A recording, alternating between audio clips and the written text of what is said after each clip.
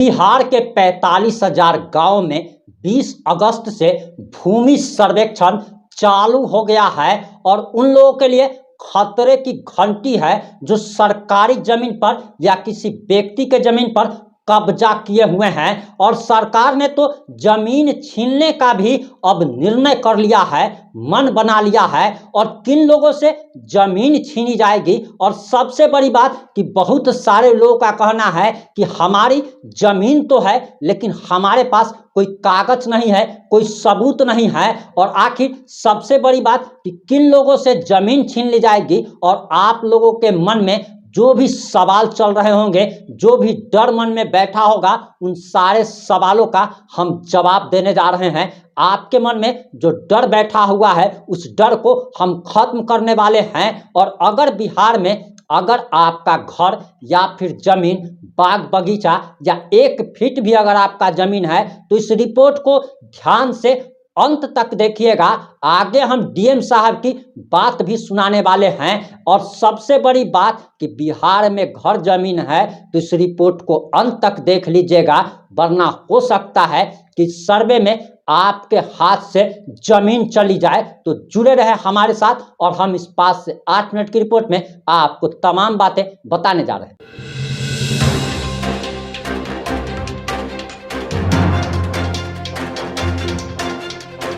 नमस्कार, मैं प्रिंस कुमार सिंह और आप देख रहे हैं पॉजिटिव इंडिया। इस वक्त की सबसे बड़ी खबर, बिहार में भूमि सर्वेक्षण 45,000 गांव में स्टार्ट हो गया है, चालू हो गया है। और सरकार चाहती है कि जिनका जमीन है उसको सही हक मिल सके, लेकिन जिन लोगों ने कब्जा किया हुआ है, चाहे सरकारी या फिर किसी की प्राइवेट जमीन, उनके लिए खतरे की घंटी है। और सरकार का यह भी मानना है कि बिहार में 65% हत्याएं जमीन विवाद में होती है। और सरकार चाहती है कि जिसकी जमीन है उसको सही हक मिल सके। और इस रिपोर्ट में हम आपको विस्तार से बताने जा रहे हैं। आपको बताते चले कि सरकार का कहना है कि किसी के पास जमीन संबंधित अगर कागजात नहीं है, किसी के पास अगर कोई भी समस्या है, उसका भी समाधान किया जाएगा। जैसे कि बहुत लोग का सवाल है कि गैरमजरूआ, आम और खास अगर आपके पास जमीन है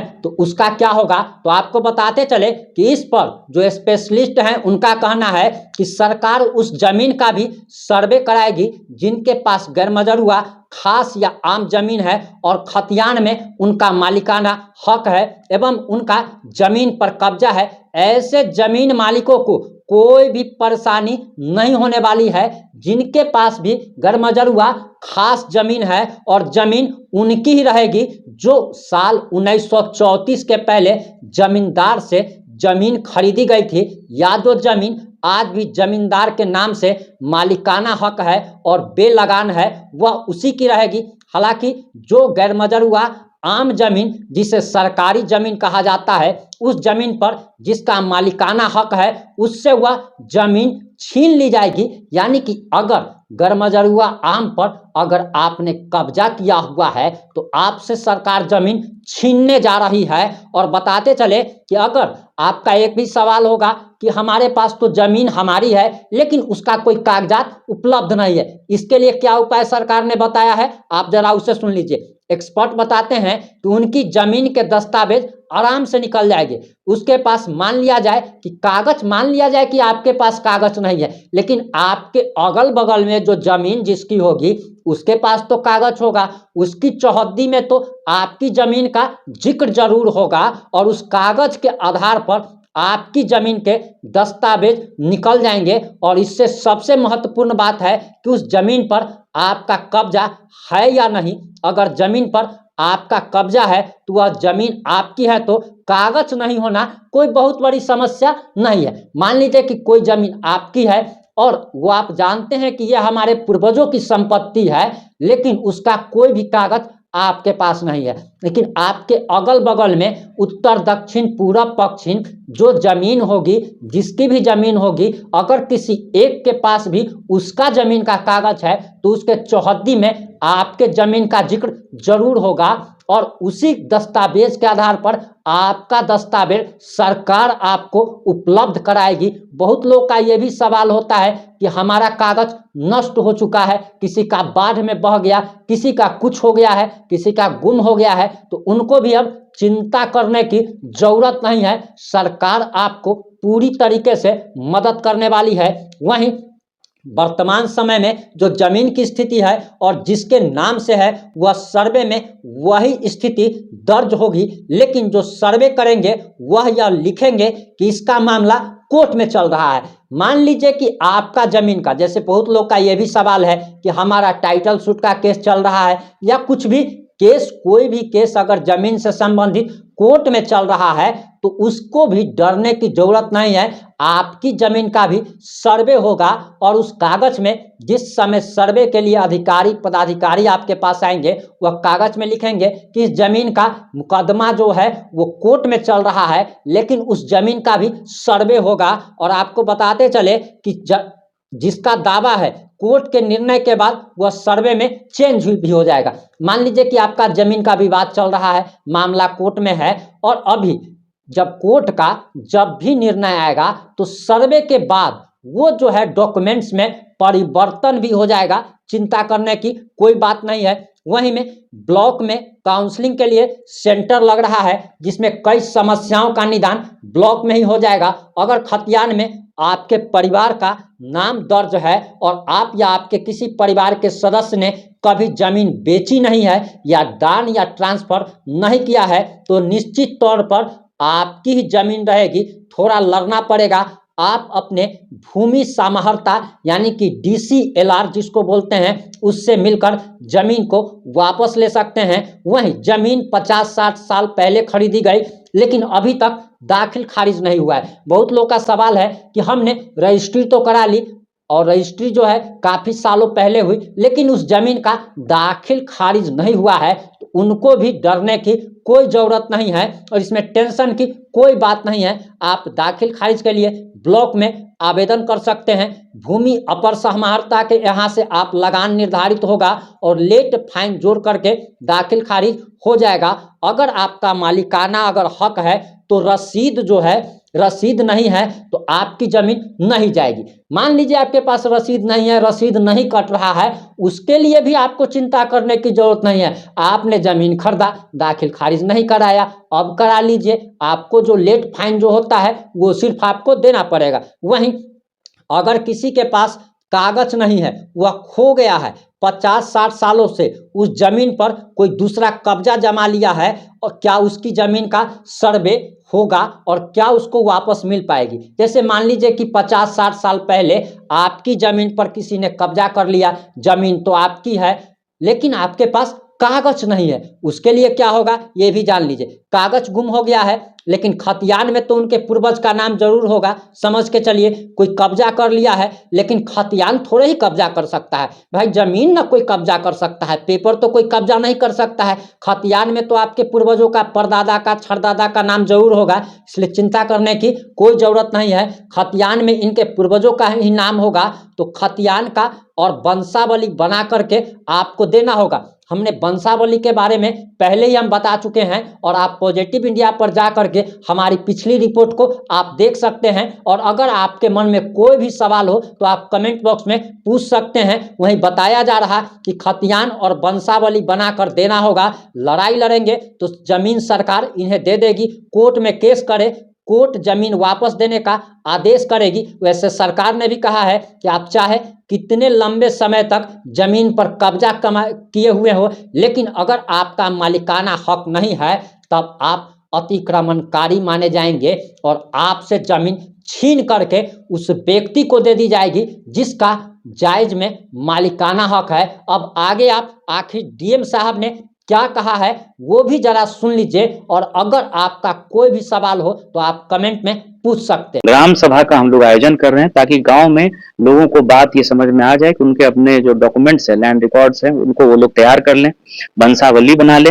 और जब तेरी लेखन का काम हो जाएगा और जब खानापुरी के लिए गांव-गांव में लोग घूमेंगे, अभी जो एरियल मैप है उसके आधार पर फिर जो है ETS मशीन का उपयोग करके गांव का सीमाना निर्धारण होगा और फिर एक-एक प्लॉट को देख करके जमाबंदी आप इस जिले की जैसे आप देखेंगे तो 90% से ज्यादा जमाबंदी, 95% के आसपास जमाबंदी डिजिटाइज है और ऑनलाइन म्यूटेशन भी जो है पिछले 5 वर्ष से ज्यादा समय से जमाबंदी में कुछ अशुद्धि भी है सर, जैसे नाम पिता का कुछ है और ऐसे में अगर कोई अशुद्धि है तो आप परिमार्जन प्लस के माध्यम से अप्लाई करके और नियत समय सीमा के माध्यम से अंचल अधिकारी उसका निराकरण करेंगे। आपको उससे संबंधित दस्तावेज भी अपलोड करना है, उसकी हम लोग मॉनिटरिंग भी करते हैं। तो इसका केवल का दाखिल खारिज नहीं हुआ, वो दाखिल खारिज कराने ऑनलाइन म्यूटेशन बिल्कुल आपको कहीं जाने की जरूरत नहीं है।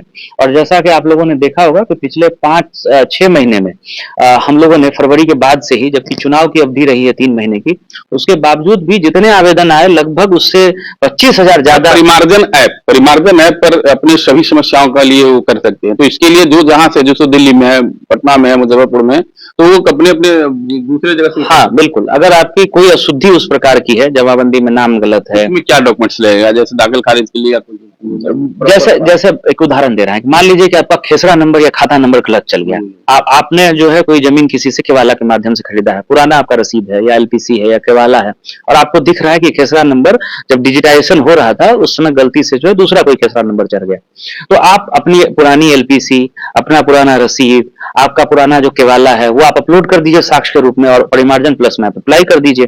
उस नियत समय सीमा में उसको अंचल अधिकारी आपके डॉक्यूमेंट्स को देख लेंगे, अपने रिकॉर्ड से उसको चेक कर लेंगे और उसको जो है कर्मचारी और सीआई के माध्यम से अंचल अधिकारी ऑनलाइन उसमें सुधार कर देंगे, जो कि आपके पोर्टल पर भी रिफ्लेक्ट होने लगेगा। जो सरकार का पोर्टल है आपको रिफ्लेक्ट होने लगेगा, दिखने लगेगा कि आपका दस्तावेज और ऑनलाइन में जो अंतर है, इसको लेकर के क्या करेंगे? दस्तावेज भी उसमें वैलिड है? हाँ, जैसा मैंने आपको बताया कि ऑनलाइन में नाम में त्रुटि हो सकती है, खाता खेसरा में त्रुटि हो सकती है, जमाबंदी से रिलेटेड और कोई गड़बड़ी अगर कुछ हुई है, चौहद्दी में कुछ अगर आपको लग रहा है कि गलती हुई है, तो आपको साक्ष्य देना पड़ेगा। साक्ष्य की जांच होगी और परिमार्जन प्लस में उस साक्ष्य के हिसाब से अंचल अधिकारी निर्णय लेकर के उसमें आवश्यक सुधार जो है वो केस टू केस बेसिस पे, जनरल उसमें। एक चीज और है, जैसे किसी के पूर्वज के नाम पर, दादा के नाम पर जमीन है और दादा के नाम पर जमीन है और वह जमीन का वो फिलहाल अभी लोगों में आपसी बंटवारा नहीं हुआ, तो उसका क्या होगा? देखिए, यही एक सुगमता होती है जब सर्वे सेटलमेंट का काम होता है कि मैंने आपको बताया कि वंशावली आपको पंचायत के माध्यम से बनाना है और वंशावली को ग्राम सभा में डिस्कस किया जाएगा, आम लोगों के सबके सामने बात होगी। उसमें क्या होता है कि कोई चीज कोई छुपा ले, हाँ, तो वो जो है मामला बहुत कम हो पाता है, क्योंकि सबको सबके बारे में गांव के पता है कि इनके परिवार में इतने बच्चे हैं, तो वो वहीं पे आपत्ति आ जाती है। इसीलिए जब वंशावली स्व घोषणा पत्र जब वो देंगे और वंशावली प्रोड्यूस करेंगे, वंशावली पर ग्राम सभा में चर्चा होगी और अगर कोई आपत्ति आती है तो वहीं पर उसका निराकरण होगा। तो इसीलिए इस प्रोसेस को, और 3 बार दावा आपत्ति मुख्य रूप से करना है। डॉक्यूमेंट आप ऑनलाइन स्व घोषणा पत्र जमा कर सकते हैं, सेल्फ डिक्लेरेशन है। हम लोगों का जो अंचल में अभी ऑफिस अब हम लोगों ने नोटिफाई कर दिया, कर्मी प्रशिक्षण के बाद जाके वहां बैठेंगे, तो वहां जो सिविल कार्यालय है वहां जमा कर सकते हैं। जिला में बंदोबस्त का जो ऑफिस है, पीछे में जो एडीएम साहब का जो ऑफिस है उसके पीछे में, वहां बंदोबस्त पदाधिकारी के ऑफिस में जमा कर सकते हैं। लेकिन सबसे आसान तरीका है ऑनलाइन, आप सेल्फ डिक्लेरेशन और सारे डॉक्यूमेंट्स जो है यदि ऑनलाइन जमा करते हैं उनका सही होता है तो फिजिकली जाने की जरूरत नहीं है। और जब ड्राफ्ट पब्लिकेशन होता है, जब दावा आपत्ति ली जाती है, उस समय आप जरूर चेक कर लीजिए कि आपने जो जमा किया है। एक अहम सवाल है कि लोग पूछ रहे हैं कि प्लॉट पर जाकर के फोटो खिंचाना हो, इस तरह का क्या मामला? नहीं, अगर आपको लग रहा है कि आप जब जिस समय ग्राउंड पर काम हो रहा है और आपको लग रहा है कि आपने जो इन्फॉर्मेशन दिया है वो रिफ्लेक्ट नहीं हो रहा है, तो आप वहां उपस्थित रह सकते हैं। यदि प्रोसेस नहीं है ऑनलाइन जमा की तो कोई दिक्कत नहीं है। मैंने आपको कहा कि ग्राम सभा का कई बार आयोजन किया जाएगा। ग्राम सभा इसलिए ही बुलाई जाती है कि गांव के लोग उसमें पार्टिसिपेट करें, अपनी बातों को रखें, उसमें अधिकारी मौजूद रहेंगे, हमारे कर्मी मौजूद रहेंगे, सारे डॉक्यूमेंट्स के साथ रहेंगे, अपना भी जमीन का ब्यौरा देखते हैं, अपने आसपास के चौकीदार का भी देखते हैं, तो उसमें डिस्प्यूट वहीं पर उसका समाधान हो जाता है कि ग्राम सभा में आगे कि ये 10 पॉइंट है, इसको देखना है। तो अगले कुछ दिनों में अमीन, कानूनगो, बंदोबस्त पदाधिकारी सब लोग वहां विजिट करेंगे और वो जो बात आई है उसमें हो सकता है किसी एक का पक्ष सही हो, किसी दूसरे का गलत हो, तो वो आमने सामने क्लियर हो जाता है। तो लोगों को देख लेना है कि जब सर्वे सेटलमेंट का काम चल रहा है और अगर कोई आपने फैक्ट बताया है, उस फैक्ट के अनुरूप डॉक्यूमेंट में वो बात रिफ्लेक्ट नहीं हो रही है, तो आप निश्चित रूप से वहां भी उपस्थित होकर के बता सकते हैं, ऑनलाइन भी बता सकते हैं, हम लोगों को भी बता सकते हैं। घबराने की जरूरत कोई जरूरत नहीं। और अभी ये 1 साल लगभग चलेगा और विभिन्न स्टेज पे दावा आपत्ति लिया जाएगा और सब कुछ जो है वो डिजिटाइज हो रहा है। तो लोगों को हाँ बस ये कि जानकारी पूरी रखनी है, डॉक्यूमेंट्स आपके अपने तैयार रखने हैं, वंशावली सही तरीके से रखना है, और जब गांव में जब टीम जाए तो उसको सहयोग करिए, आप बताइए और निश्चित रूप से जो भी आपकी समस्या होगी उसका हम लोग निराकरण करेंगे।